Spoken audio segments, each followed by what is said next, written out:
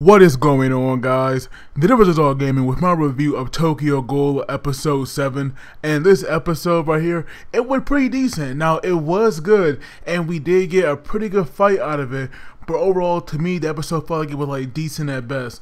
And the episode, it starts off from last week where we have Hanami. Of course, we saw her running for help, and we saw that like she did bump into someone, and of course we also saw Kaneki like walking as well. And he seemed to have noticed something, and we see now that Hinami, she bumped into like this random woman, and you can see like this woman here, but like scalding her. And so Kaneki, he picks that up and he calls out to Hinami, and now he like runs across the street. Even though we see all these cars coming, he still runs to Hinami. And once Hinami, tells him what's going on, we see now that they're like heading to where her mother is. And so now we go back to her mom, and right away Mado here, he notices that like that Hinami's mother, she is not used to fighting because she's not using her cognitive to its full potential, and that right there I did not know. So it like really goes to show you, like how much experience Mado has, because he can tell when like a ghoul is like used to fighting or not, and that right there is very important, especially for a guy in like this kind of field. But we see now that like when he pulls out his weapon, we see that like Hinami's mother, she immediately recognizes it, and I'm pretty sure I know what it is. I do believe that it's like I'm pretty sure that right there is Hinami's father, Kaguni, because even though we didn't see his face, I'm pretty sure he had like some kind of tail like that. So I do believe that right there is like the same thing. And so that right there, kind of confirmed that like all of these investigators, Quinque, it's pretty much a ghoul's cognitive. Like they like take them and like they take them from a ghoul and they make them into their own personal weapons. And that right there is like kind of crazy. But we see now, and it was like kind of weird, because we have Kaneki and Hinami, they now arrive, and we have Hinami, call out to her mother, but like Kaneki pulls her back so that way they won't see them. And so we see now that like during Hinami's mother's final moment, you see her looking up and she's smiling because she's coming to terms with this, because we saw her first she was like shocked, but now she's smiling. And I don't know why the anime did this. Like maybe it was the anime, or it's possible with the studio or stuff, I'm not really sure. Alright, sorry about that. I kinda had to stop my review for a moment because somebody was at my door. But yeah, like I was saying, for some reason during her mother's final moments where we saw her smiling, like for some reason it felt like they just cut it so awkwardly, because we see like in the next scene we have Mado like already attacking her, even though it seems like she about to say something or do something, but it's just like they cut to where Mado here has like already struck her down. And I do believe that because we did not see her head, I believe that like Mado here actually decapitated her, and that right there is just so freaking crazy. But now with like her mother dead, even though it should have been sad, I just felt like that scene was kind of ruined, especially with the way that like I said, it seemed like cut to me.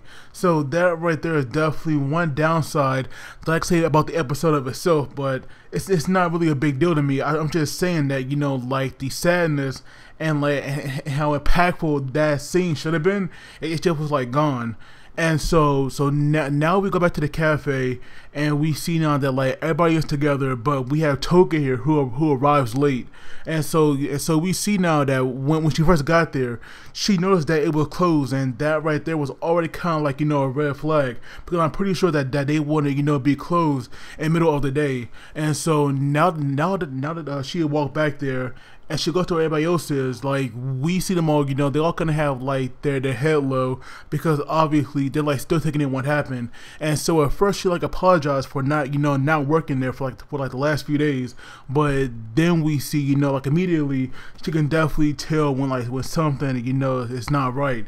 And so she asked them about what happened, and so we see now that like when she learns, right away she is shocked, and she does want to get revenge. And apparently, like I do believe that like Yomo is the strongest one, like that they have in that group, because Touka was saying that with Yomo they can like actually kill them. So that right there goes to show how strong Yomo is, especially where we have Touka, who pretty much took out Shu last week. If like Yomo is stronger than her, then that right there goes to show you that like he's probably that big threat like Jason for the 20th ward, which is definitely impressive. So I do hope that we get to see Yomo fight at some point, because that right there will be amazing. But the thing is though, they cannot kill those dubs, because if they do, then that organization, they'll keep sending like more of them to the ward till like all the ghouls are wiped out. So even though they might kill one, they will just be replaced by another one. So that right there, they like can't really do much. And then we have that older guy, the one that's like pretty much their leader. Like he was saying in that right there, that they are still gonna leave like dubs alone because it's for like everyone's safety. And he's actually considering moving Hinami to like the 24th ward, which apparently isn't that safe, and apparently it's like a cesspool. So I'm pretty sure like all of those like low rank ghouls are there, and of course somebody young like Hinami, there is no way she will last. But then we have the old man. He said something that like really struck a nerve in Touka, because apparently like something happened in Touka's past that like has a wrath of revenge, and I do hope we find out what that is, because after he said that, we saw her leave the room, and she went to her own. But then we saw like this rabbit mask here on the ground. So that right there, it's kind of like her own mask, which is definitely not as good as Kaneki's mask, who we saw at the beginning of the episode. But now we go back to those men, and of course they were reporting in, and of course after they had taking out Hinami's mother, obviously their next target is Hinami herself, because she did see them. So even though she's a child, they still want to take her out. And then we have Amon, who actually got a lot of screen time in this episode. I'm surprised, because I did not think that he'll be that important in the series, but he's actually getting a lot of story. He's actually getting a lot of screen time and character development. So that would go to show you that I really gotta pay a close eye to this guy, because I had no idea that he'll be so important in this series. And so now we see that like while he was like walking, I'm pretty sure he was like still in shocked about like a child being a ghoul, because we saw him pass one, and we see now that like apparently that child that he walked past is now an orphan, just like how Hinami is an orphan now. And so now we see that when he walks out along with like those two men, we see that like Touka was there.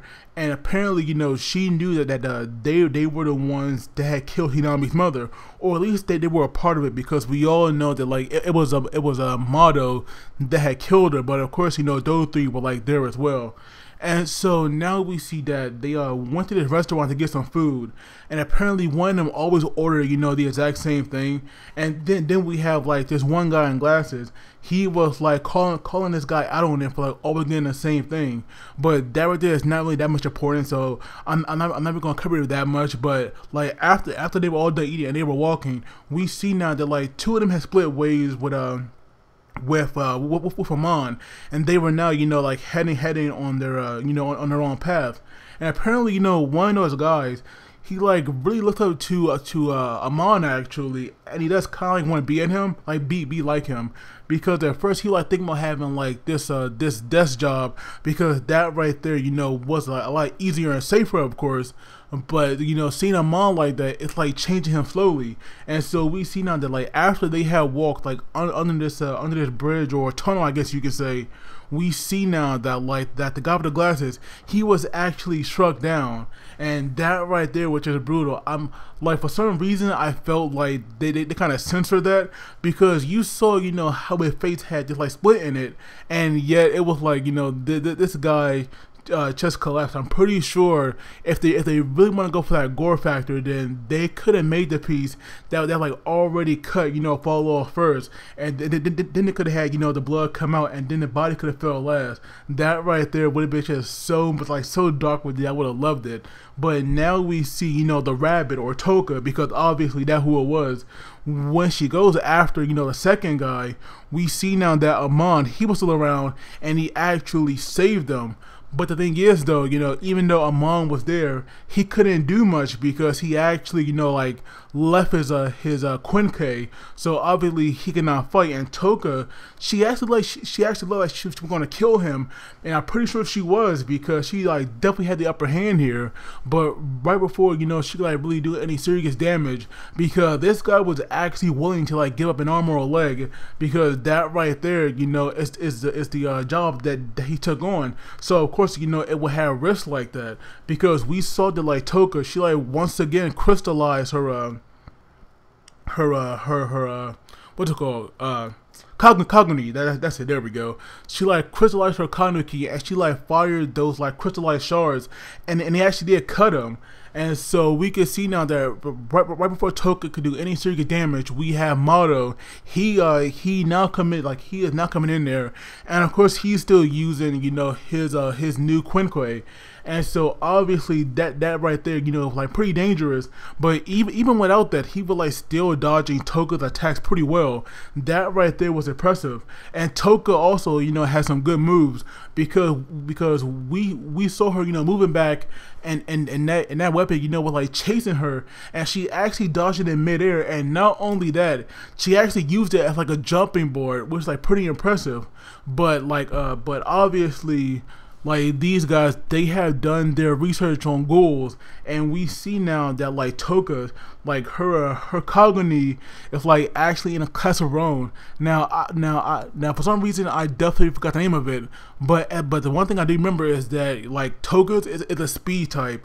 So she relies on quick movements, but the downside is she has very low stamina, because we saw Mado, he was like dodging her attacks, and we saw her stamina slowly decreasing, and that right there weakened her power. So that right there was like a downside to it. But luckily, even though she did get hurt a little bit, it was not that big of a deal, because she was like actually able to escape, which was like definitely good. But now we have Mado definitely keeping an eye, on Touka, or at least the rabbit ghoul, as he called her, because he confirmed that like this rabbit ghoul and the person and Hinami, because he's looking for her, they have like some kind of connection. And so now we see that like Touka, she was hurt, and we have Kaneki like coming across her in the cafe, because apparently, well, I believe anyway, that he must have heard those like coffee cans drop, because we saw them on the ground. And so now that he saw that, he did want to help her. But then we have the owner as well, the old man. He also came across them, and like he wouldn't help her at all, because like Touka had went against the rules, and she had like disobeyed them. And so like whatever was gonna happen to her, she had to accept any like responsibility for that. And so now we see that like she had got up and left, and now we see Kaneki actually kind of like Kaneki actually starts to like grow a bit, because we see now that even though he don't know nothing about the worlds of ghouls, he cannot just accept any rules like that. He must see what happening for himself, and make his own decisions. So Kaneki's character is like finally growing. And so now we see that when he does come across Touka, and offer to help her, because obviously she does need it, Kaneki here is finally ready to step up. And I do believe that like this boss protagonist that he can be, it might be finally coming soon, because he was like tired of doing nothing, or being able not to do anything, and he actually want to help Touka, and Touka does accept this help. And so now we see that the organization, I believe it's called like CCG, I'm not really sure, but they actually held this funeral for the guy that like Touka had actually killed. And we see that everybody was there except for Mado, and that right there it was pretty messed up that he wasn't there. And we see now that like after that service, there were actually, you know, one guy that had like went to Amon, and this guy here, you know, was just talking so badly about Mado. And I mean, this guy doesn't have it coming, because I feel like that, like, Mado, he takes too much joy in killing ghouls, and that right there is why he's like in this job, because he can kill them, you know, and get like rewarded for it, you know. And but now we see that the other guy, you know, like the guy that always ordered, you know, the exact same thing when they went out, he was there, and this guy looks freaking horrible. And they actually went to the place where they always ate at, and we see now that this guy, like, he looks so horrible, because this right here, you know, what happened, it's just getting at him, and he actually, you know, is going to miss this guy, always, you know, mess with him about what he ordered, and he also is going to excuse me. He will also miss always paying for that guy's stuff. And so now we have Amon here who actually eats the thing in like 3 bites. And so now Amon here is like trying to fill that gap that like his desk warden left, and that right there is like nice to him. And we see that like later on he was working out, and this guy was like really going at it, because you could just see he had like so much on his mind. And so now we go back to Kaneki and Touka. They were like moving underground, and we see that they are trying to like lure Mado out so that they can fight him, because Kaneki does want to help Touka, but he still can't kill. So that right there, you know, like very important. And so now we see that like somebody that like worked with Mado, probably his secretary, she had like called him to tell him that like somebody had called there, leaving some information about Hinami, and about, you know, like where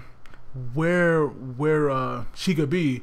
And we see that like Mado, he was like definitely interested, but for some reason, you know, even he knows that this right here could be a trap, because, you know, that woman told him that the person who called them, their voice was trembling, so it could be, you know, like a prank call, or it could be a trap. So Mado here is definitely on guard, but at the same time he is still, you know, like interested in going, because he feels like that this right here is the rabbit calling him out, and he actually, you know, like does want to play with her. But at the beginning of the episode, they actually go to where Yuta is, and we see now that like Kaneki finally gets his mask, and I gotta say it looks pretty epic. I am like loving his mask, and I probably will, you know, like make that picture of him in his mask. I probably make that, you know, like my video picture or the thumbnail itself. Like you guys know how I do my reviews by now. But the episode itself, it was like pretty good. Like I said, it was decent, and we did get, you know, a pretty good fight between Mado and Touka. Even though I do wish that it could have been longer, it was still a good fight, you know, nonetheless. So the episode itself, I'm gonna give it probably an 8 out of 10. But of course, I'd love to hear your guys' thoughts on this. And as always, please don't forget to like the video and subscribe, because it really helps me out. And you guys take it easy, and I will see you all next time.